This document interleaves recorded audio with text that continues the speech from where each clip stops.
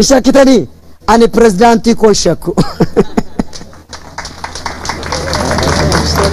Maalifani shakkine kaleessa gaafa gaazexeessitoonni OBN adda waraanaa dhaabbatanii akka sanatti xiiqiidhaan gabaasaa turan waadaa galan guutanii gaazexeessitoota OBN onnachiisanii jiru. Kanaaf ulfina qabu ammallee irra deebi'anaa galateeffadhaa. Xumura irratti kabajamoo obbo Addisuu Araggaa walitti qabaan boordii OBN gara kanatti dhufanii keessummaa keenya kabajaa pirezidaantii keenyas akka nu affeeraniif baga gammaddan uummata Oromootiin akka jedhan gara waltajjiitti naaf affeera.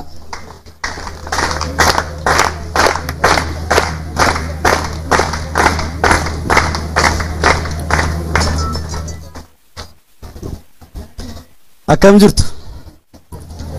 Torban kun torban jilaati, torban gammachuuti, torban eebba piroojeektiiti. Uummanni Oromoo, uummanni Itoophiyaa kan guddinaa fi misooma Oromiyaa jaallattan hundumtuu baga torban kana geessanii misooma keenya argitanii baga guddina Itoophiyaatti waan tarkaanfii taakuu tokko nu tarkaanfachiisu dabaluu keenya agartanii baga gammaddan baga gammanne jechuun barbaada. Kabajamoo obbo Shimallis Abdiisaa pirezidaantii mootummaa naannoo Oromiyaa, kabajamoo Dr. Qana'aa Yaadataa ministeera ittisa biyyaa, kabajamoo obbo Fiqaaduu Tasammaa sadarkaa itti aanaa pirezidaantiitti itti gaafatamaa waajjira paartii badhaadhina damee Oromiyaa, kabajamtoota abbootii gadaa, abbootii amantaa, haawwan siinqee, hundaa olitti immoo ol adeemtota keenya, biqiltuu gaammeewwan keenya har'a chaanaaliin OBN gaammee isinii baname warri abbaa jilaa taatan baga guyyaa seena qabeessa sirna eebba chaanaalii OBN gaammee fi sagantaa xumura torban eebba piroojeektoota naannoo Oromiyaa marsaa tokkoffaatiin isin gahee nu gahee baga gammaddan baga gammanne jechuun barbaada. Barri kun barri ittaanu Itoophiyaadhaaf bara ifaati. Barri dhufu Itoophiyaadhaaf bara ifaati yeroo jennu afaan ifaan dubbachuudhaaf miti. Biiftuun badhaadhinaa, biiftuun fuulduratti tarkaanfachuu Itoophiyaadhaa quuqxee bahaa jirti. Akkuma hundi keessan beektan piroojeektiin yeroo dheeraadhaaf lafarra harkifataa ture hattootaan saamtotaan nyaatamee adeemsisaa dhaabbatee sadarkaa gufachuu irra gahee ture dafqa uummattoota Itoophiyaa hundaatiin ijaaramaa kan ture kan hundumti keenya iyyuu sabbata keenya keessaa kiisii keenya keessaa baasnee itti gumaachine hidhaa haaromsi guddichi yeroo ammaa kana rooba gannaatiin bishaan marsaa lammaffaa qabatee bishaan qabachuu qofa otoo hin taane tarbaayinii lamaan ifa nuu kennuudhaaf Itoophiyaa guutuudhaaf ifa kennuudhaaf gaanfa Afrikaatiif ifa kennuudhaaf yeroo jala bultii bira geenye jirra. Kanaaf baga gammaddan baga gammanne jechuun barbaada.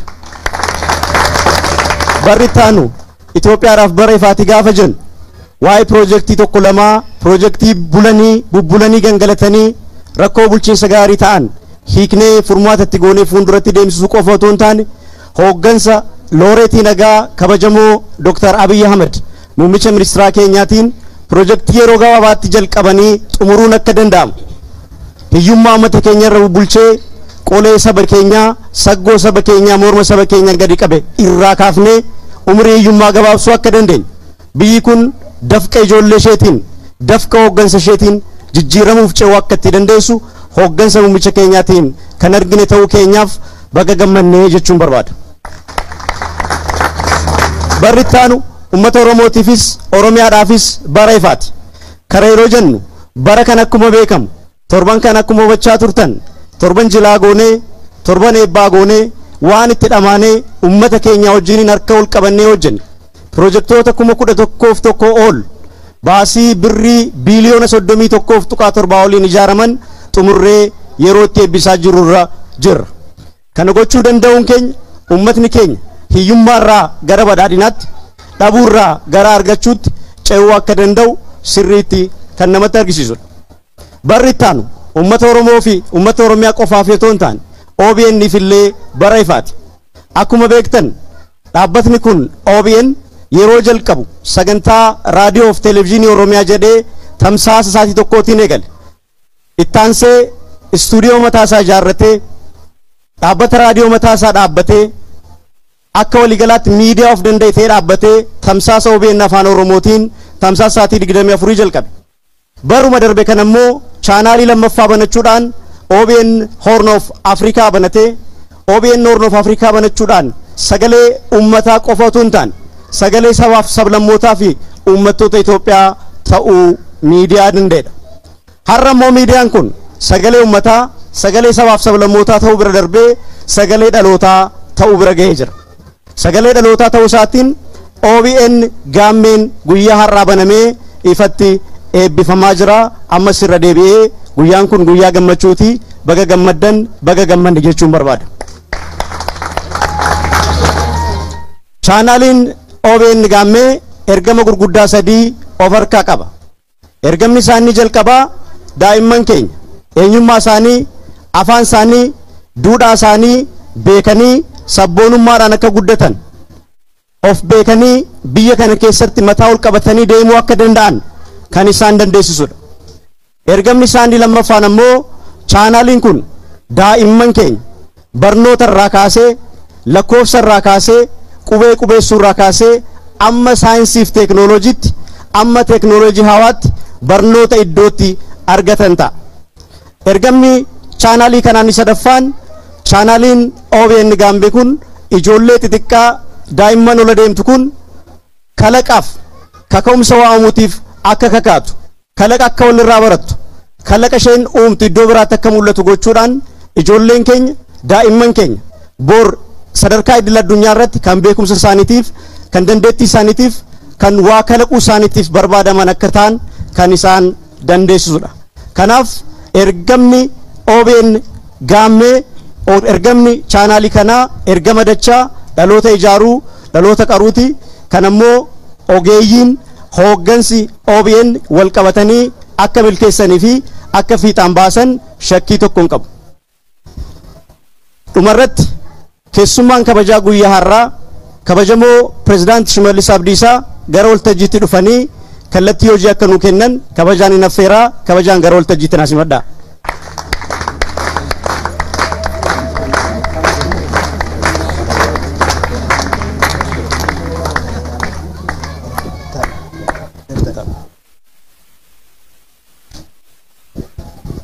Naasimadhaa dulloomeera waan ta'eef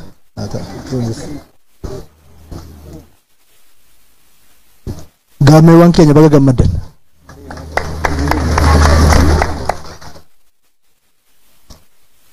Kabajamoo Dr. Qanaa Yaadataa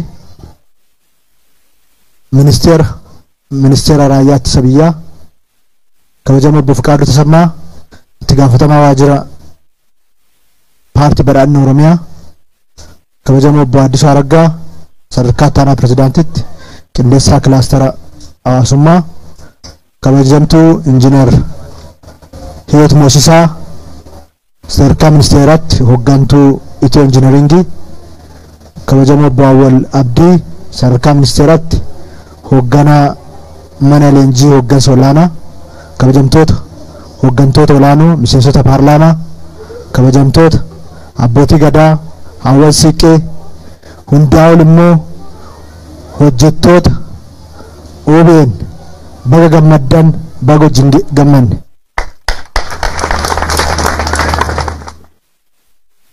Dhugaa dubbachuudhaaf OBN iddoo hin yaadamne irraa ka'ee dukkana irraa ka'ee miidiyaa idil addunyaa ta'ee jira.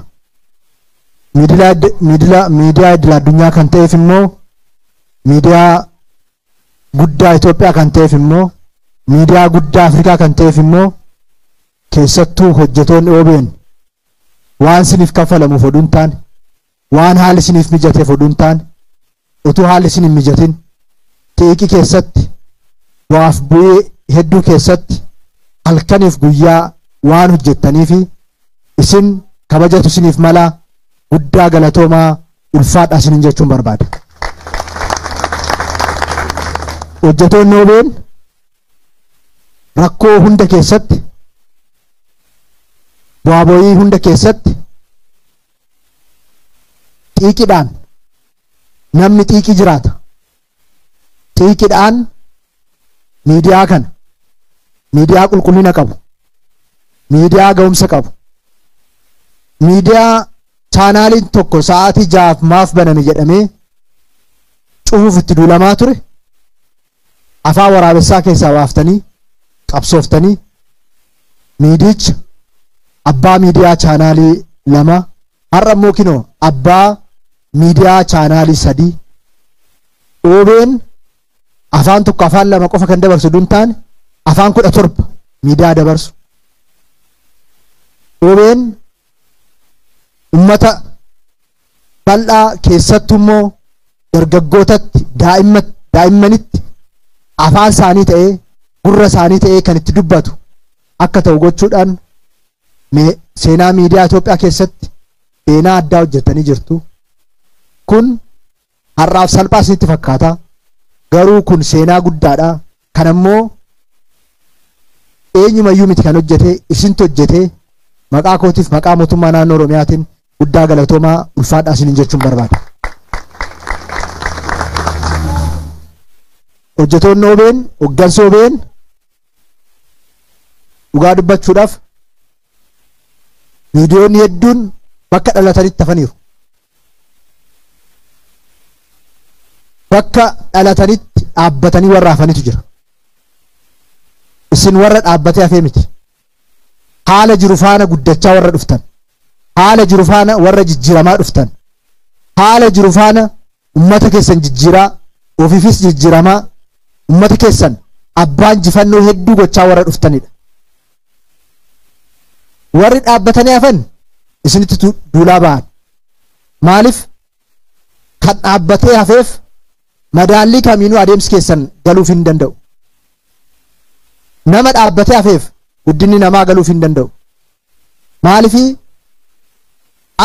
waan ati guddatti kan itti fakkaatu akka isaa dhaabbattee hafte qofadha. Isin warra dhaabbattanii haftanii miti. Warra of guddisaa, of jijjiiraa, qabsoo uummata Oromoo fiixa irra ture gidduutti fiddanii, qabsoo uummata keenyaa immoo diinagdeedhaan, sirna ijaaruudhaan, dhaloota ijaaruudhaan akka inni cimu warra gochaa jirta waan ta'eef irra deebi'ee galatoomaa ulfaadhaa isiniin jechuun barbaada.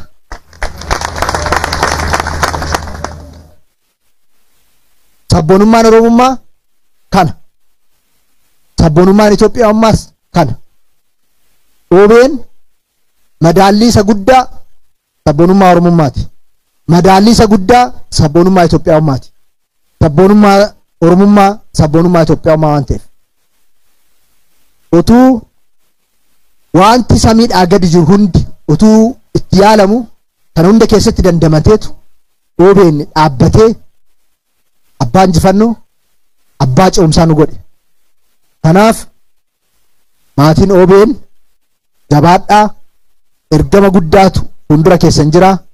Isaaf of qopheessaa, halkanii guyyaa hojjedhaa, injifannoo caalmaa immoo akka galmeessitan shakkii tokkoyyuu hin qabu.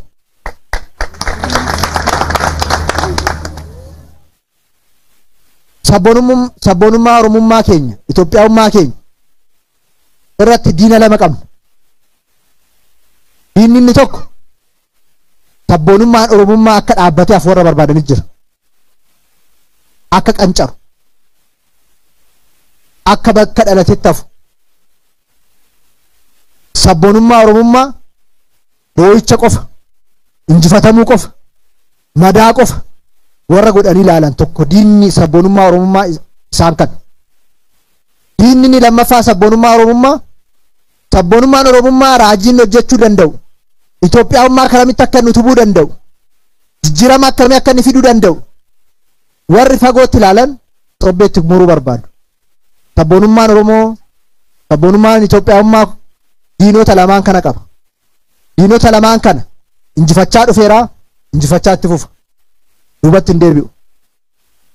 Keessattuu warra akka qancaree hafu barbaadan, Oromoo boochisaa fi bo'aa jiraachisuu barbaadan, warri sabboonummaan Oromummaa, sabboonummaan Itoophiyaummaa akka badu, akka raajiin hojjenne barbaadan, har'a waa itti himuun barbaada. Humni sabboonummaa kun humna dhiibamuu keessaa bahee sagaleen Oromoo raadiyoo cabsa jechuu keessaa bahee abbaa FM 13 kan ta'u abbaa chaanaalii televiziyoonaa 3 kan ta'u kana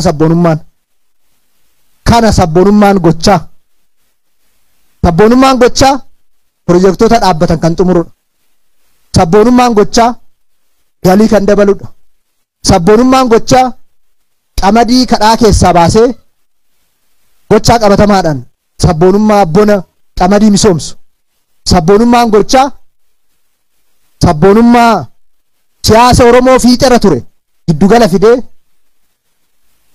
giddugala biyyattii irratti siyaasa biyyattii irratti shoora isaa akka taphatu kan godhudha.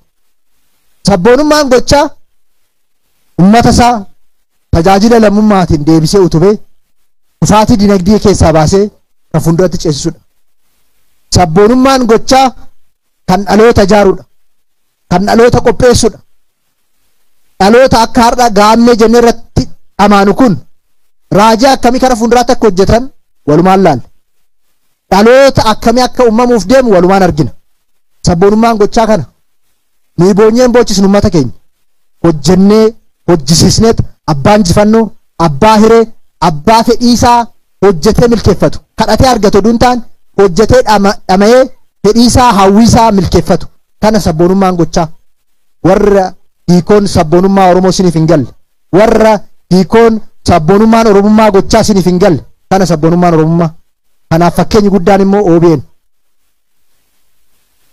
warreen tokko tokko akka dhaabbatanitti warra hafan sabboonummaa Itoophiyaummaa xiqqeessanii warri jiraatan afaan tokko caala danda'anii dhaga'uun barbaadan OBN afaan 17 dubbata duubaa dhalateet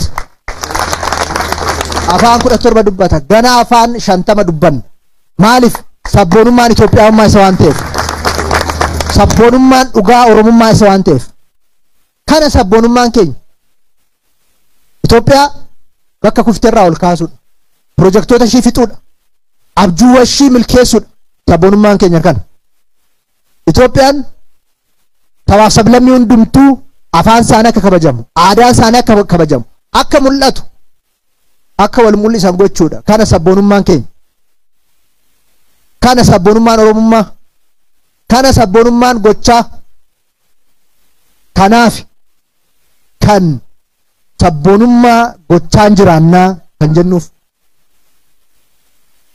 sabboonummaan Oromummaa kaan hammachuudha kaan faana jiraachuudha kaan faana ce'uudha sabboonummaan Oromummaa biyya ijaaruudha kanaaf akaakileef abaabileen keenya Itoophiyaadhaaf kan du'aniif kanaaf har'a Itoophiyaadhaaf kaabaa kibbatti bahaa dhiyaatti namni ogummaa qabu hundaan Itoophiyaadhaaf kufaa ka'aa kan jiruuf biyya ijaaruu waan ta'eef sabboonummaan keenya sabboonummaan Oromummaa kanaaf warri sabboonummaa Oromummaa xiqqeessitanii Oromoo boochisaa jiraachuu barbaaddan isaan daldaluu barbaaddan waa tokko isinitti himaarra aduun keessan dhiitee jirti lammata deebiteen baatu sabboonummaan Oromummaa Oromoo misoomsee Oromoo jijjiiree Itoophiyaa jijjiiree ol ce'a ganaa ol guddata ganaa mul'ata warri immoo sabboonummaan Oromummaa xobbeetti cita jettanii eegdan baay'een gadda hin cituu bira ce'ee jira sirna ta'ee jira utuu homaan qabaatin rakkoo meeqa keessatti sabboonummaa dagaagee as ga'edha sabboonummaa qabsoodhaan guddachaa as ga'edha warra biddeen godhatanitu dhaabbuu barbaada achitti Oromoo Itoophiyaa irraa fageessuu barbaadan Oromoo kolonii dhuunfaa isaanii godhachuu barbaadan warri boo'ee boochisuu warri immoo kutuu barbaadan kutuudhaaf baay'ee yaaltanii kuftanittu lammataa kaataniin kuttanii yoo dandeessan hammachuu Oromoo keessatti hammatamaatti deema yoo dadhabdan immoo homaa gochuu hin dandeenyu achumatti dhaabbattanii bu'aa haftu malee sabboonummaan Oromoo sabboonummaan Itoophiyaa duubatti hin deebi'u. Yaa sabaa sabboonummaan keenya Oromummaan keenya inni immoo Itoophiyaa keenya kan ta'e gochaan caalmatti saffisiisuu danda'uun dura jiraata. Waan sadi giddu galeessa godhachuudhaan tokkoffaa fi inni dura beekumsaa fi teknooloojiidhaan of utubuudha. Beekumsaa fi teknooloojiidhaan yoo of utubne Oromiyaa Itoophiyaa ol kaasa. Oromiyaa fi Itoophiyaa boruu guutuu goona. Oromiyaa fi Itoophiyaa boruu abbaa injifannoo abbaa hiree goona. Kanaafidha mootummaan naannoo Oromiyaa mana maxxansaa irratti qarshii biiliyonotaan kan dhangalaaseef manneen barnoota irratti biiliyonotaan dhangalaasaa kan jiruuf kanaafidha mootummaan naannoo Oromiyaa OBN gaammee chaanaalii gaammee kan baneef dhaloonni akka qophaa'uuf dhaloota qopheessuudhaaf amma kaleessa qophoofne har'a fakkaanne borummoo waan fakkaachuu qabnu fakkaachuudhaaf har'a dhaloota qopheessuu qabnu. Isaaf OBN kan hojjechaa jiru. Isaaf mootummaan naannoo Oromiyaa kan hojjechaa jiru. Sabboonummaan keenya tokko kanaan ifuu qaba. Abbaa beekumsaa, abbaa teknooloojii ta'uudhaan. Abbaa beekumsaa fi abbaa teknooloojii yoo ta'an Itoophiyaa hidhii ishii milkeessine. Itoophiyaa addunyaa irratti ol qabna. Itoophiyaa duubatti hin deebine utubna. Itoophiyaa hawwiiwwan ishii milkeeffattu goon uumna. Kanaaf teknooloojii fi beekumsa horachuu irratti xiyyeeffachuu qaba. Sabboonummaan keenya isaan ifuu qaba. Inni lammaffaa dinagdeedha. Qabeenya horachuu. Lafa qabnu, albuuda qabnu, bishaan qabnu, nama qabnu. Rabbi waa hunda nuu kenneera. Kan hojjennee qabeenya jijjiiruu qabna. Gaafa OBN waa'ee boqqolloo haasa'u warri dhaabbatanii hafan miidiyaa boqqolloo jedhuun. Baga miidiyaa boqqolloo isiniin jedhan. Baga gadaantummaa isaaniitii fi kufaatii isaanii faana baga isin hin qixxeessin. Isin miidiyaa boqqolloo taatanii waan hojjettaniif piroojeektiin kun hundi xumurame. Isin investigative joornaalizimiidhaan iddoo hunda waan sakattaataniif ummanni maal jedha jettanii waan ummata dubbiftaniif hoggansa mootummaa waan qabdaniif piroojeektiin kun hundi xumurame. Kanaaf baga miidiyaa boqqolloo taatan ammallee jabaadhaa miidiyaa boqqolloo ta'a. Sababni isaa qabsoon Oromoo qabsoo sabboonummaa keenyaatti taanuu inni guddaan dinagdee waan ta'eef dinagdeedhaan ijaaramuu waan ta'eef fedhii keenya biyya keessatti addunyaa irratti waan barbaadnu milkeessuudhaaf sabboonummaan keenya kan ifuun irra jiraatu inni lammaffaa inni guddaan dinagdee horachuu qabeenya horachuu salphina amma keessa jiru kana keessaa ba'u hiyyummaa amma keessa jiru kana keessaa ba'u ummanni keenya otuu waa kana hunda qabnu otuu nuyi jirru maaliif hiyyummaa keessa jiraata? Maaliif ammas qoricha takka dhabee du'a? Maaliif waan nyaatu dhaba? Maaliif kana dhaloonni kun deebisuu qaba? Sabboonaa yoo ta'e kana jijjiiree abbaa injifannoo ta'uusaa uummata isaatti mirkaneessuu qaba. Dhaloonni kun kan hojjechuu danda'u tura jiraata. Inni sadaffaan sirna cimaa ijaaruudha. Sirni gadaa waggaa 1000 kan jiraateef sirna waan ta'eef paartii irratti waan hin hundoofneef nama dhuunfaa irratti waan hin hundoofneef dhaloota tokko irratti waan hin hundoofneef sirni gadaa bu'aa ba'ii ce'ii hedduu keessa darbee amma har'aa jiraate. Amma har'aatti dhaloota ijaaraa jiraate. Sirna yoo qabaanne yaa sabaa wanti duubatti deebi'u hin jiraatu. Paartii miti nama dhuunfaa miti kan nu ceesisu sirna. Kan nu jiraachisu sirna. Paartiin namni dhuunfaan amma sirna ijaaretti. Kanaaf sirna cimaa ijaarrachuu gandarraa kaasnee haga biyyaatti sirna cimaa, sirna qaqabeessa ta'e, sirna fedhii ummataa, fedhii hawaasaa, fedhii dhalootaa, fedhii sabaaf sablammootaa, fedhii hundaa kan mirkaneessu. Sirna fedhii dhaloota amma jiruu qofa duun ta'an dhaloota dhufuu kan mirkaneessuu danda'u. Sirna akkasii qabaachuu qaba. Isaaf hojjechuun nurra jiraata. Sabboonummaan keenya kanaan ifuu qaba. Kana sadan irratti sabboonummaan keenya hojjetee jennaan kana sadan sabboonummaan dhaloota ammaa kun kana mirkaneessee jira taanaan dhugaatti qabsoon keenya kaleessaa hiikoo qabaata. Dhugaatti qabsoon keenya har'aa bakka duubatti hin deebine dhaloota injifannootti ce'u dhalootatti injifannoo ce'u qabaan isa dhaloota dhaalchifu. Kanaaf sadan kana irratti jabaannee hojjechuu danda'u nurra jiraata. Kana yoo hin taane kaleessa Waaqoo Guutuu fa'aa, Elemoo Qilxuu fa'aa, Maammoo Mazammir, Alamaaram Gammadaa fa'aa Taaddasee Birruufaa, Hayilee Fidaafaa, Baaroo Tumsaafaa, Badoo Dachaasaafaa akkanumaan qabsaan. Kana yoo gochuu baanne dhaloonni kaleessaa qeerroof qarreen arcee akkanumaan arcee. Kana yoo goone garuu isaan hin qanani'u. Isaan tamitti hin boqotu. Warri kaleessa Itoophiyaa keessatti afaan Oromootiin miidiyaa dabarsuu dadhabanii lukaan Moqodishoo deemanii Moqodishoodhaa afaan Oromoo sa'aatii walakkaadhaaf sa'aatii takkaaf dabarsaa turan har'a samiidhaa gadinnaa laalan akkamitti akka gammadan akkamitti akka lubbuu isaanii qananiitu hubachuun hin danda'amu. Waa hundaan karaa kana hordofnee qabsaa'onni keenya waan itti kufan milkeessuu qaba. Isa immoo haasaadhaan miti. Tapha feesbuukiidhaan miti. Isa immoo ummata keenya boonyee bochisuudhaan miti. Gochaan hojii qabatamaadhaan guyyaa guyyaadhaan hojii hojjetamu waan qabatamaa ummata keenya keessatti mul'atu raawwachuudhaan. Kanaaf sabboonummaan Oromummaa Itoophiyaawummaa raajii hojjechaa jira. Ganaa raajii hojjeta. Warra amma onaa waan argitan rifattan rifatina waan cimaa isinitti dhufaa jira waan ta'eef. Warri boo'ee boochisu hojii keenyaan jijjiirama hojii gocha qabatamaadhaan awwaala keessan gadi fageessina.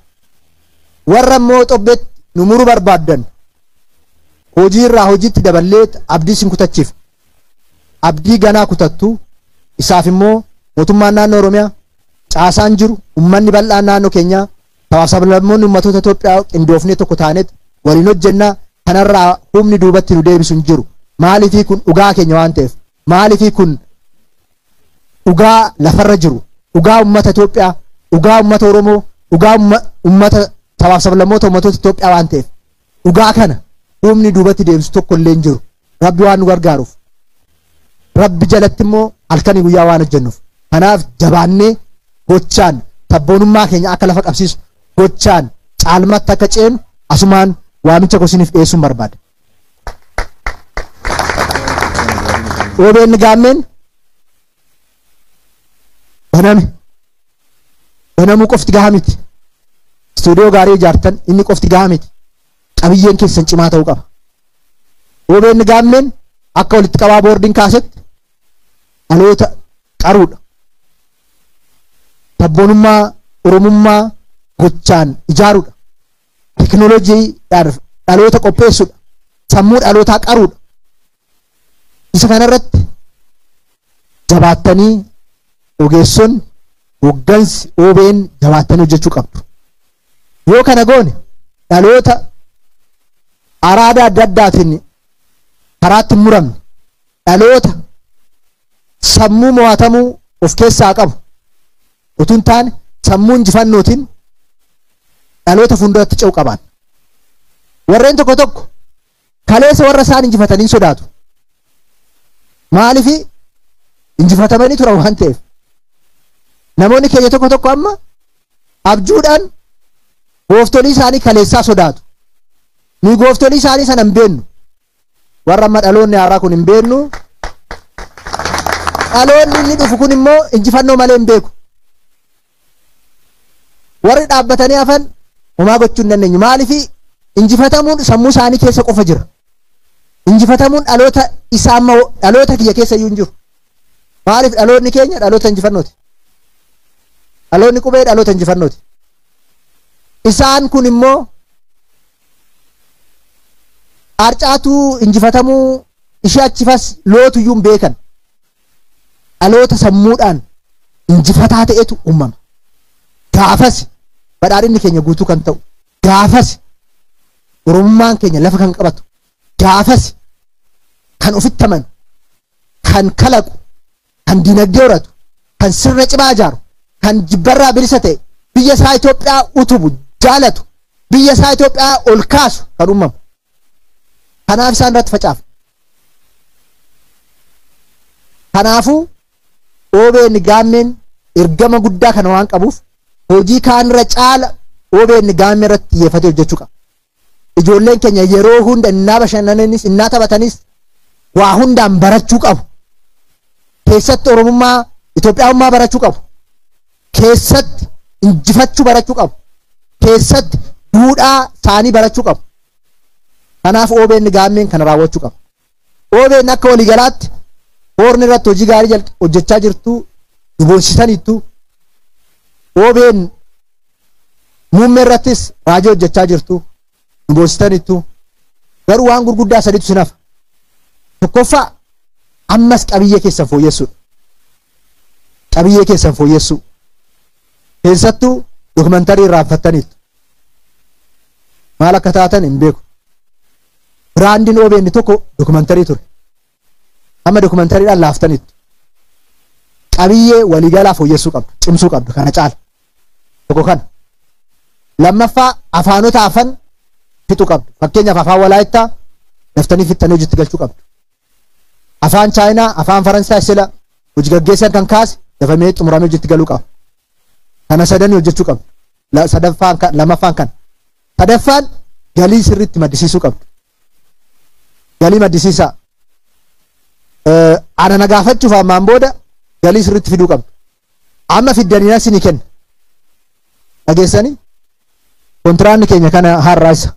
Amma fiddantu sinii kennama. Yoo sirriitti fidda sirriitti kenninaa yoo immoo hin finne ilaallaa jechaadha. Kanaaf galii maddisiisuu irratti jabaatanii hojjechuu qabdu. Humna guddaa qabdu. Afaan baay'ee dubbattu waan ta'eef hojjettan galii maddisiistu. Bara dhufu istuudiyoon keenya muummeen Finfinneetti gamoo guddaan duudhaaf aadaa Oromootiin ijaaramaa jira.